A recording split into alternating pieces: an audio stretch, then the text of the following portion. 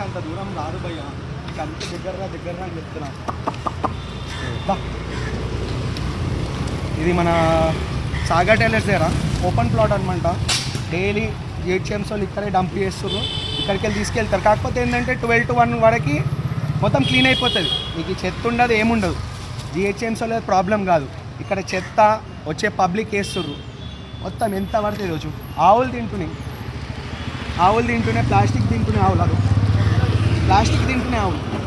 ఏమైతే ఓడి చెప్పాలి చెప్పు ఆవులకి. ఇంత దారుణం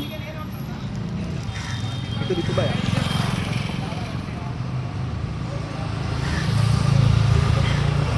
ఇంత దారుణం అసలు.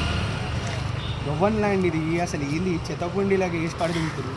డైలీ క్లీన్ చేస్తారు, మళ్ళీ డైలీ క్లీన్ చేయడం కాదు, జిహెచ్ఎంసీ ప్రతి వర్కర్కి నేనైతే సెల్యూట్ కొడుతున్నా. డైలీ క్లీన్ చేస్తారు, ఈ చెత్త అంతా మళ్ళీ డైలీ తీసేస్తారు. వాళ్ళది ఇబ్బంది కాదు, పబ్లిక్ ప్రాబ్లం ఇది. ఇక్కడ మాత్రం ఏదైనా బ్యానర్ పెట్టండి, ఖచ్చితంగా బ్యానర్ పెట్టాలి. ఇక్కడ చెత్త వేసినోడికి మాత్రం 5,000 రూపాయలు జోడమాన వేయాలి.